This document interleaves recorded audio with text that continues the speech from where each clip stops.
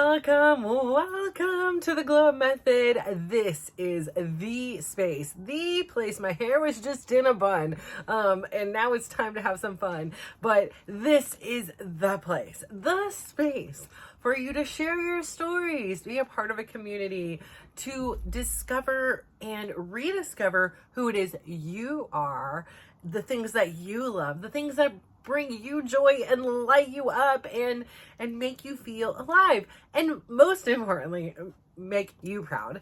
Hello there. Hi, my name is Natasha, and I am so grateful and honored to be your host today. My goodness, it is a miracle. 2 days in a row and I have makeup on. What is this? You know I don't ever do that. But I went to lunch yesterday with my girlfriend. It was so delightful to get out. Then I went to dinner with my sons.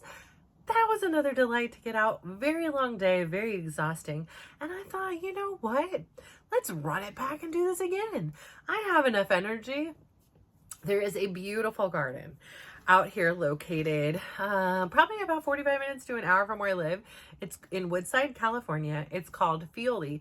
And I don't have the exact acronym of what Fioli stands for, but it was something lovely. So go ahead and look it up. But it was a bucket list item. Ever since I've heard about Fioli, even though I lived like 15-20 minutes away from it for most of my youth life, I had never went there. And so ever since I had heard what it was, I really wanted to go. And it's a garden and it's like this beautiful estate. And I love it because it was originally some like gold miner family originally had it made, and it took them like 2 years. And then another family bought it once the Roth family purchased it from the Braun family, probably their estate or something like that, once they had passed away. So it was like this year in between. And then in 1975, because I was doing my little homework afterwards, the matriarch of the Roth family decided to donate the estate and leave an endowment to ensure that it was taken care of, because it was just too beautiful to keep private, she said. She really wanted to share it amongst others. And so it is stunning. It is fabulous. And I don't know if you've ever watched a show called like Downton Abbey, or if you've watched any of these, older day shows. I love, like, there's a part of me that I used to abhor. I could not stand history. And as I've gotten older, there's this part of me that likes a lot of the history, like not necessarily like the wars and the things that we sat there and had to learn about in school. Like, I love, how did people live? Like, what was life like? And so while I love the gardens, and it was hot, it was like really hot, and I was like in a wheelchair. So Chris was so sweet, because this wasn't a really paved thing. It was like little stones and dirt, and so it was an uphill battle. But I would do a little walking and then a lot more riding, and there were so many beautiful roses in blooms and rhododendrons and camellias, and it was just very beautiful. And I am limited on my outfits right now, so I was in one of my go-tos, and unfortunately it was black, because I really had envisioned like a big hat and cute dress, and that was what I want, and I had no idea this is what people did. And let me tell you, so many women showed up. I was like, love your hat, love your dress. And even some of the men there, like this one guy, he was rocking these purple lavender like trousers. I was like, oh my god, I love your pants. And I'm at like an eye level, so I'm seeing like things in a whole different world when you're like this high versus up this high. Which, by the way, I don't know if the surgery like makes you shrink, or is it just because I still don't have my vertical walking yet? But I'm like, my kids are like, Mom, you shrank. I'm like, yeah, no, I think so too. I don't know if that taking off some skin like took off some of my height. Does this make sense? Like, did it take some of my torso? I don't know. But I'm shorter. Shrinking over here, guys. But it was so cool, because actually as he pushed me, a lot of the roses were like at eye level. I'm like, wow, I feel like I'm like really like seeing things so differently. So it was beautiful. It was a beautiful day, actually very hot. At some points I was like, what are we doing here on this hot day? Like, whew. But I loved, and I didn't even realize we would get to, the house would be open.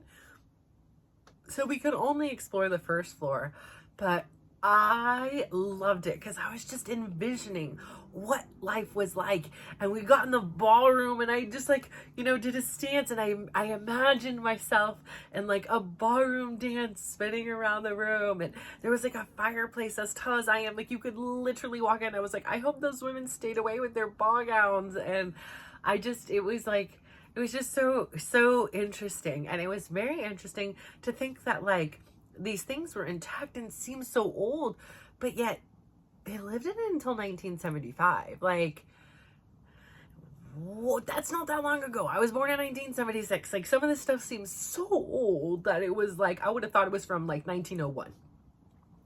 Maybe the 1800s. And it was so fascinating because like they had like switchboard like thing, they had a butler's room, like I don't know, there's something very magical about history. And so that was a beautiful manor, but each one of us carries our own history. Like I think about it a lot of times, like our kids don't realize what life was like when we lived it, right? They just imagine it's the way they lived it, and that's the way I imagine my parents lived it. I forget that time and technology and life is changing very rapidly in the era in which we live in. And our history holds this nostalgia, right? Like I loved looking at the black and white photographs. There was this one, because I went to this restroom, which was probably like the pool house, whatever. And in there, because it had like dress, like it was like intact, and had this photo, and it was like a young lady, laying on the ground where, we're all walking, and she was laying there poolside with like two gentlemen, and and it was just so interesting to think like this was her life, and a butler is coming and bringing her drinks at the pool, and I'm like, wow, can you imagine what a beautiful, crazy, privileged life you would have lived? Like you woke up, like I was sitting there and looking at the dining room table, I'm like, can you imagine, like you have these immaculate massive gardens around you, and this is what you're eating your breakfast or dinner like surrounded by. It was so like interesting to me. I loved it so much. And I loved like they had all these amazing arrangements within the house in which they cut from the garden. Like that is a dream of mine. Like I am a good gardener. I don't always have the patience to do the watering. I don't have a water system set up here. If I did, fabulous, right? Like, but like one of my dreams has always been to like have this like cut garden where I can go out in my floppy hat and my diva glasses and have like a little basket, and then just cut flowers, put them in my basket. Of course I have to have them in my basket, even though it's not necessary, but it has to be in my basket.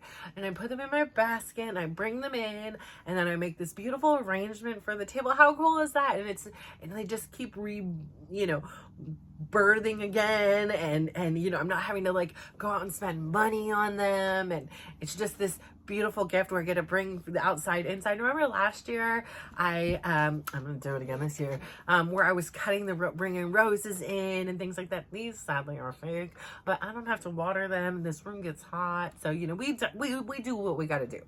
But I love like flowers. It's this beautiful thing. They smell heavenly.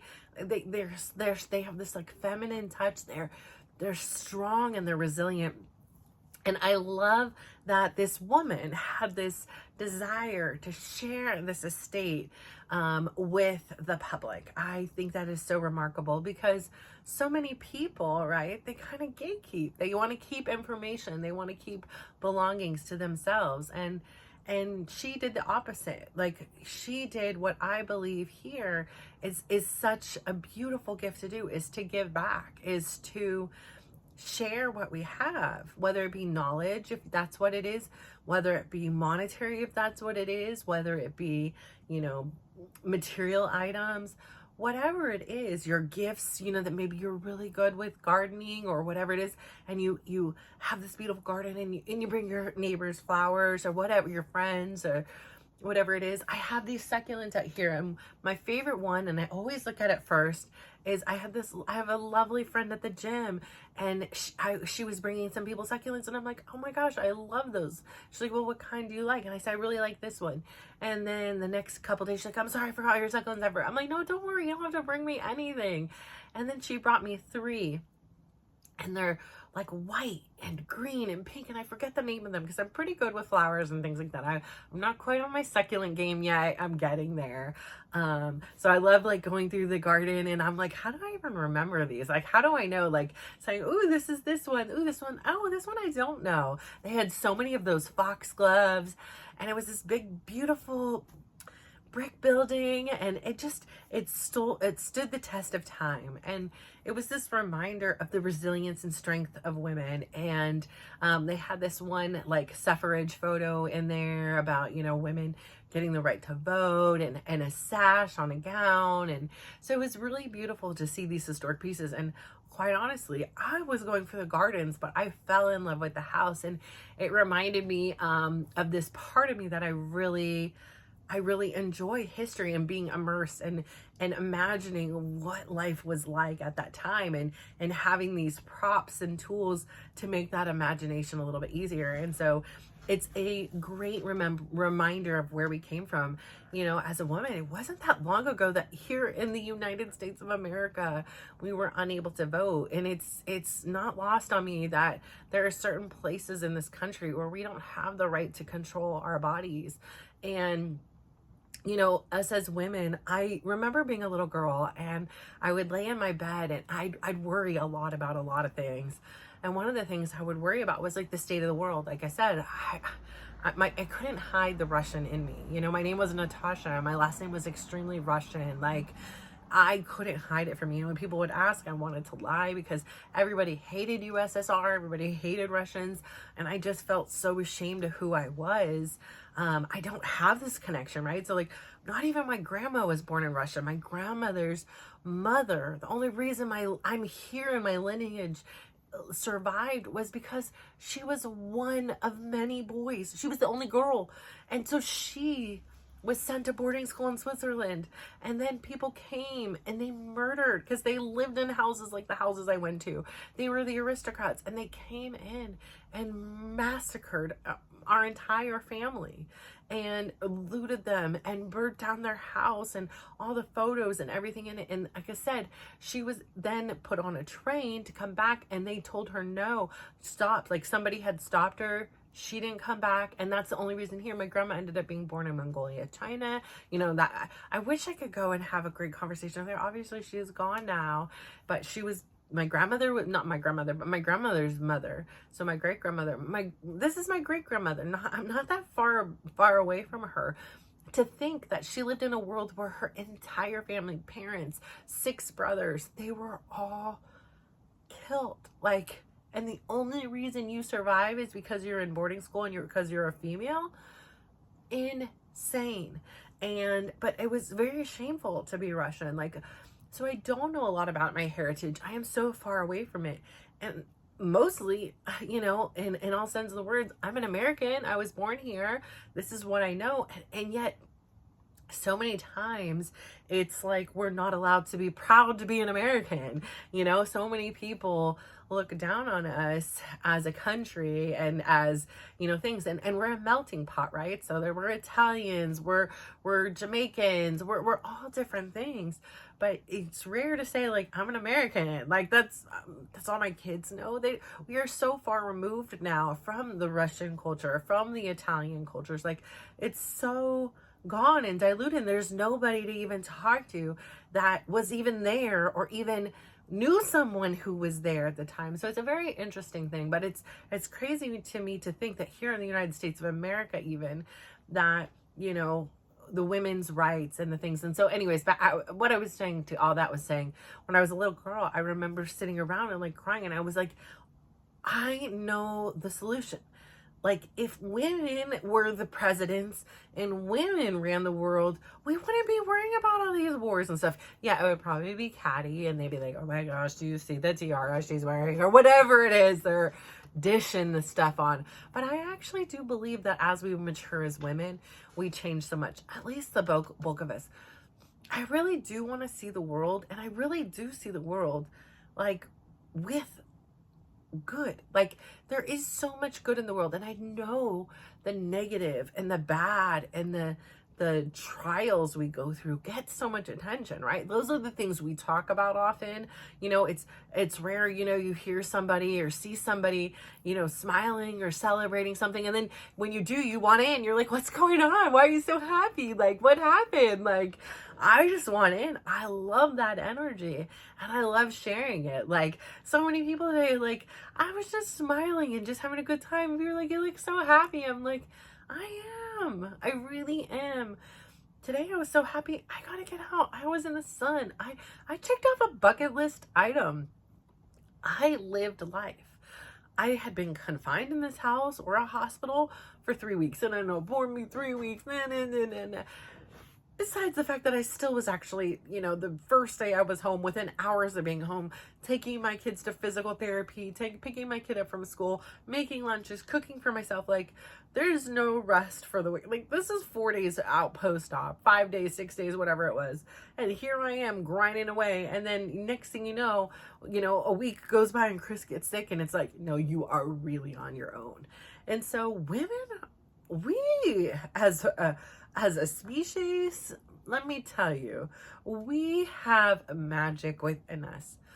And I know, I won't tell anybody else, because I know you know too. We don't always want to do everything, because at some point, I'm like, if I did all the heavy lifting around here, what's the point for you? And I remember used to telling Chris, like, if I learn IT, then there's no use for you. If I do all the cutting of the crap I don't want to cut, what's the use for you? Like, you know, and I know he has more uses than that, but it's like, I know I can do these things, and I know you can too. But it's nice sometimes to be able to conserve that energy and do the things you want. So I wanted to celebrate here. Tomorrow is Mother's Day. And again, you may not be a mom. You may be a dog mom. You may have a tumultuous relationship with your mother. Maybe your grandmother was your mother. Maybe your auntie or a friend, or maybe a stranger. Moms come in many shapes and forms, and sometimes they're biological, and sometimes you're raised by your mom, and sometimes you're not. I dated a young man, and he was adopted, and I loved his mom. Like, if I could have had a top 10 mom, Andy was up there. I loved her. She was amazing. She introduced me to Martha Stewart. This was in that era, like Martha Stewart still on PBS. She introduced me to smoothies, never had heard of or had one. And she just was very nurturing and loving to me and her son. And he was a remarkable young man, very sweet kid. I wish him the best. I don't know where he's at nowadays, but I really hope he's happy and has a beautiful family that loves him and kids and everything. But Andy was a top 10, and she wasn't his biological mom. And yet she was, sorry mom, like an amazing mom to him. She was so kind and accepting of me and welcoming. I just adored her. I've had many moms. I've had the privilege of having aunties that felt like moms, and a grandma that felt like mom. And I've met now in my life friends that feel like a mom, and I get to be a mom to other people, and the 4 people that I'm mom to, sometimes I get on their nerves, but I'm the favorite mom that they're gonna ever have, right? I'm the best mom they're gonna ever have. And I love that experience. I love having the opportunity of bringing something into this world that I would, without blinking an eye, die for. I would give my last penny. I would give my last tear. You know, that book, The Giving Tree, I would do it all. I would do that all for my kids. And I hope that they understand how much I do love and adore them. And I know I can be tough sometimes, or, you know, things aren't perfect. We don't live in a big estate. Heck, I was like, I think our whole house is the size of their kitchen. Like, you know, like, but it doesn't mean that I didn't have the love or the intentions or the why of how we got here. I made very calculated decisions, and my priority was and has always been being their mom, as things have shifted over these last few years, I began to allow myself into the equation. And sometimes I know for them that they may not feel like they are the priority anymore, but they still very much are. You know, I'm still cooking for them when I should be taken care of, right? But I love them, and it's a part of how I show my love is by making sure that these bare minimums are here. Things that, you know, unite us, and where we play a game together or have a conversation, and I hear what their bests are, and I'm there, you know, at 3 a.m. when they're going through something and they're like, Mom, and you just know, you hear the tone of their voice, and it's like, I'm here, and your heart breaks with them, right? I have also had the privilege of having my kids have really magnificent significant others, and I feel like I get to play second mom to them. And I had the brief time that I was allowed to be in my niece's life, I got to be like a second mom or a second grandmom to her. And I think that moms mean more than just if you've given birth to somebody else. Like it's so much more. So I believe on Mom's Day, every woman, future woman, because listen, if you're gonna have kids and you're just not there yet, those eggs are still in you. You're technically a mom. No, I'm just kidding. But no, really, I believe everybody should be celebrated. I do believe that, you know, what a mom is to me is unconditional love. And I know that my relationship with my mom was not how I would have envisioned it, how I would have wanted it or dreamed it to be, but it is exactly what it is. And I do know that my mom does unconditionally love me. And the choices that she made were not a reflection of me. It was just collateral damage. She was doing the best she could with the tools she had, just as I do every day, the best I can with the tools I have on that day. And that doesn't mean that I can't make mistakes. And that doesn't mean that I am going to be perfect. Heck, if I don't put my kids in therapy, maybe I wasn't a good enough mom. I don't know. No. But I love them. I love them entirely for their perfections and for their flaws. I love them all. I love seeing them grow. I love this opportunity that gives you to see the world again through their eyes. So for me, going through life, going through this, part of this journey in the history is remembering that first Mother's Day and how blessed I was. All I wanted on that first Mother's Day was to have my son home with me. And it was touch and go, and they almost didn't let him go. But the Friday before, I think it was the Friday night, that Friday night, I was like, I just want him home for Mother's Day. I just need it. Like, I was like, honestly, I don't even care if we end up back in the hospital. I need to be home with my son on Mother's Day. It was all, like, I was patient. I did everything right. And I'll never forget that Mother's Day. I remember him in the bouncer. I remember him having the scar down his chest. I remember him kicking and giggling and just being free. And for like the first time in 4.5 months of his life, he was breathing calmly at home. He had spent the majority of his life in hospitals and being poked and prodded and unable to sleep. And I just was like, this is love. I never understood the love that you have until you have a child. It's inexplicable. And when you even go to have another child, you're like, how can I love anything more? I'm at capacity, like how, and somehow you have just as much, if not more, love to share with your other children too. So I think it's a beautiful thing to be a mom. I think it's a beautiful thing to celebrate a mom and celebrate a woman at any time. And I'm really grateful. I've been spoiled, if not by anyone else, but by Chris. He got my my toes done yesterday. Today took me so generously to Fioli, asked me what I wanted to eat and drink and all day. We just cooked a meal together, and you know, now we're gonna veg out and watch some shows. But I'm really grateful to have progressed and feel more and more myself each day after a really, really scary experience in the hospital and after being in so much pain where I felt like everything was a complaint whine, nobody's hearing me, you know, like it was just, I felt so out of myself. So while I may not be back in the gym dancing, I am still moving now and getting out and seeing people and seeing kids and adults and family members together. And there's something beautiful about that history, about the connections that we make with one another.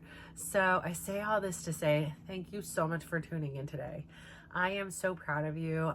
You know what, ladies? We freaking rock. There is nothing we can't do. Don't let anyone, especially yourself, tell you can't. Because I know there's times that I'm like, I can't. And I always tell my kids a bad word. And during this recovery, I'm like, I can't do this. And my kids are like, I told you to stop saying that word. I'm like, okay, well, I can. It's just not safe for me to do it. So I keep saying I can't. And they're like, no more of this. I can't. And it's true. We can do anything. Anything we put our mind to, we can do and accomplish. So women, let's unite and let's be stronger together, okay? So then I'm going to ask you to do this. So it's going to all start with you, okay? Like if you're not okay, you can't help other people either, right? So first things first, look at yourself. I know I didn't do it for a long time. And even after the surgery, I struggled to finally look at myself in the face and then look at myself in my body and be like, what the frick did you just do to yourself? You know, like, girl, what were you thinking? Told you we didn't care about the stupid hanging skin, but you over here had to be like, oh, the insurance will finally pay and it's medically necessary. So let's just get it done while it's spring, you know, and then you don't do your research and now you're like, what happened? I didn't know this could all happen to me. So yeah, that was my excuse, my situation here. So ladies, you need to first take care of you. So here's the thing. I'm going to ask you to please do this. Please, please, please look at yourself. You're beautiful. You're stunning. You're amazing. You're uniquely you. You are exactly where you are supposed to be, the way you're supposed to be right here, right now. Please give yourself a big smile. Give yourself a compliment. Today, my compliment is going to be this. I like my tenacity. My tenacity to say, I will go one step further. When I feel like, okay, I'm getting to the point, I'm getting tired, instead of just giving up right there, I'm going to say, I ask myself, can you do one more? Can you do just one more step? And I ask myself, and if the answer is yes, I do it. And if the answer is no, I listen. And so I like my tenacity. I'm going to say that. I'm really proud of my tenacity. So ladies, now the next thing I'm going to ask you to do is please give someone else a smile. Give them a compliment. Like I say, if you're not getting out in the world, you can do this in so many ways. Send a letter. Send a text. You can put an emoji in there with a smile. You can send a selfie with your smile. You can smile at somebody. Give them a compliment. Today, I loved complimenting Lavender Trouser Guy. He lit up. Oh my gosh, it was so adorable. Loved him. He was with his grandma and his mom. Just the sweetest guy. And, you know, then he was like, you would look fabulous in these. And I was like, yes, I would. You know, like, I loved it. He was freaking fabulous. Made my day. Great energy. Great vibe. So that was just a good time. I love it. Please go out there, give other people compliments, and just honestly watch how you glow up. I don't think people hear it enough how amazing they are. And I think then we sometimes self-doubt it. And we, as our biggest adversaries a lot of times, like I said, I'm a recovering personal bully of myself. It's like you need to hear the good, because we have already been told so much bad about us. You didn't do this good enough. You didn't do that. Why'd you do this? Like, externally, and then we've said that times 10 in a megaphone and in our own head. So it's really helpful to kind of reboot the system and hear something really good and kind about yourself. So, and it's great. Let me tell you, it is so great. Like, made my day. Like, top 3 things that happened today was seeing Lavender Trouser's face. Loved him. Absolutely. So happy when I complimented his pants. He said they were super comfy too. So thank you so much for tuning in today. I'm so proud of you. Keep up the amazing work, and don't ever forget where we came from. Don't dwell in the past, but use it as a mechanism to propel you forward, and use all those lessons to make sure that you are strong, brave, and courageous in the future, and know that you have this legacy that has did the hard work before you that helps to make your life a little bit easier. So thank you so much. Mwah. Bye.